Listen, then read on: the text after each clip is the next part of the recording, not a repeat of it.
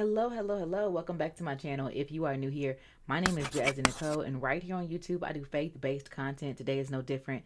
We are looking at Jeremiah chapter 21, and there's information in Jeremiah chapter 21 that I think is going to help us with as we go forward into the book of Jeremiah.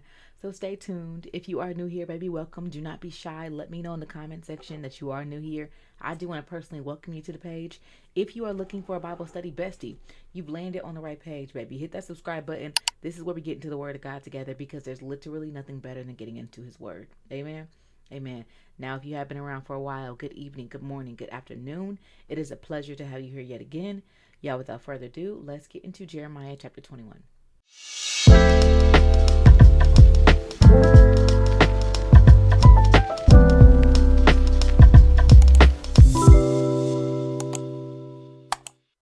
You already know what we need to do. We do want to invite God into our conversation. So, dear Heavenly Father, God, we thank you so much for the opportunity, for your word, your resource, your owner's manual, what you left behind for us so we can navigate this world today.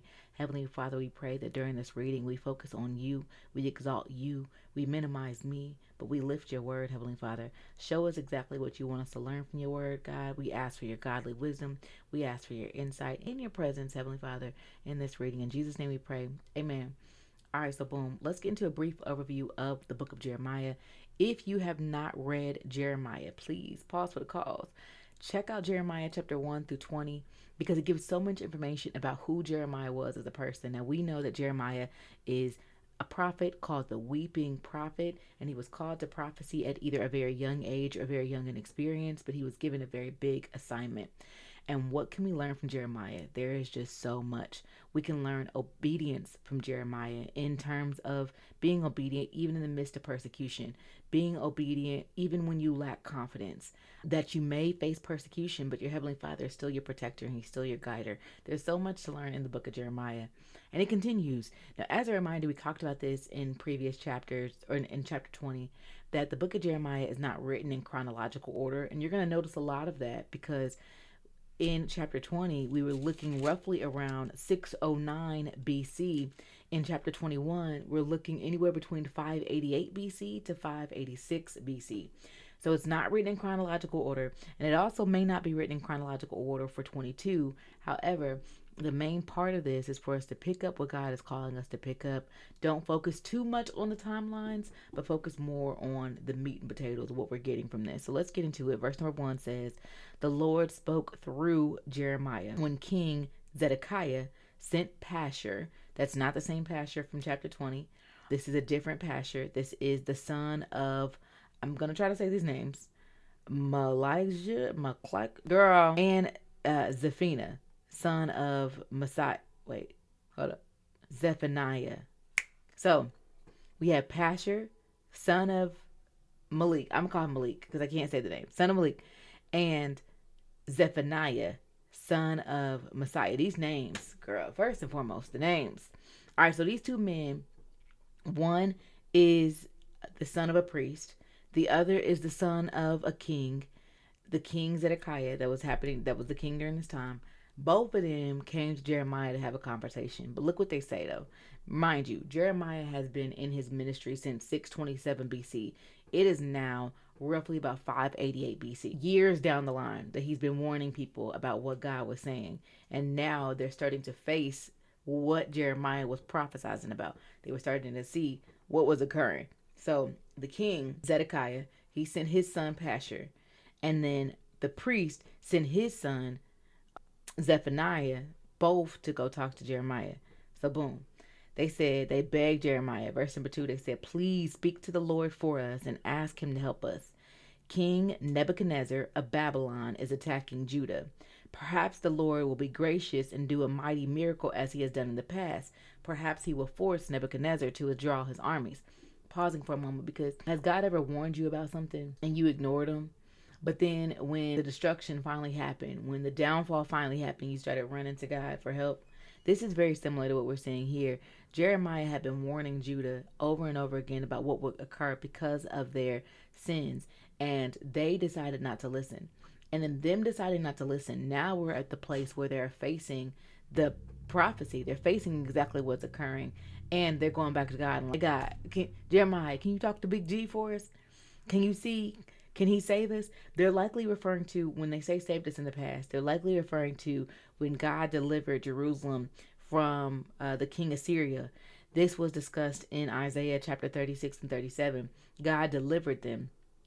Now, the king and the priests were hoping that their sons could speak something into Jeremiah, and Jeremiah would speak to God on the behalf, and God would look out. But look what Jeremiah says in verse number 3. He replies, but remember, the Lord is speaking through Jeremiah, so this is God's response. Go back to King Zedekiah and tell him, verse number 4, this is what the Lord, the God of Israel, says: I will make your weapons useless against the king of the Babylonian and the Babylonians who are outside of your walls attacking you. In fact, I will bring the enemies right into the heart of the city. So he's saying, listen, don't even worry about it, sweetheart. I got something for you. God said I got a cake bake. Now keep in mind, Jerusalem was on a plateau, but there were several deep valleys. There were 3 different sides, and it was a very strategic location. There was high defensive walls, and the people of Jerusalem thought they were safe because of their vantage point. They thought they were safe because they had all these high walls. No, God said, listen, I'm going to make your weapons useless. All right, so boom. He says in verse number 5, God, I will fight myself against you with a strong hand and a powerful arm. Are you fighting God? Girl, I don't want to do that. For I will be very angry. You have made me furious. Verse number 6, I will send a terrible plague among the city, and both people and animals will die. And after all of that, verse number 7, says the Lord, I will hand over King Zedekiah, his staff, and anyone else in the city who survives the disease, the war, the famine. I will hand them over to King Nebuchadnezzar of Babylon and to their other enemies, and he will slaughter them and show them no mercy, pity, or compassion. God has been warning them for 20 chapters. And here we are, years and years later. And they're still like, I don't believe it, but now it's happening. Can you fix it? God's like, no, I told you. But again, I do want to warn you, verse number 22 or chapter 22 may not be written in chronological order. We'll talk about that one tomorrow. But let's get into verse number 8. It says here, tell all the people, this is what the Lord says: take your choice, life or death. Verse number 9, everyone who stays in Jerusalem will, from war, from famine, from disease, but those who go out and surrender to the Babylonians will live. Their reward will be life. Verse number 10, for I have decided to bring disaster and not good among the cities, says the Lord. It will be handed over to the king of Babylon and will reduce it to ashes. Now remember, if they go over to the Babylonian Empire, they will likely be slaves. So God's like, listen, you're going to face punishment regardless. Verse number 11, say to the Lord of the royal family of Judah, listen to this message from the Lord. This is what the Lord has to say of the dynasty of David. Give justice each morning to the people that you judge. Help those who have been robbed. Rescue those from their oppressors. Otherwise, my anger will burn like an unquenchable fire because of all your sins. Verse number 13, I will personally fight against the people of Jerusalem, that mighty fortress, the people who boast, no one can touch us here. No one can break in. Because remember, they had these really tall walls. They thought that they were safe. Verse number 14, and I myself will punish you for your sinfulness, says the Lord. I will light a fire to your fortress that will burn everywhere around you. This is verse number 20, or chapter 21. And I think chapter 21 was just a reminder of the fact that God is standing on business, right? And he's literally giving opportunity here. Listen, turn from your sins. I want you to help the people that you are not helping. I want you to take care of the ones that you're not taking care of. And that's what we see here. Let me know what stood out to you in verse number 21. And I'll see you guys tomorrow for 22. Bye.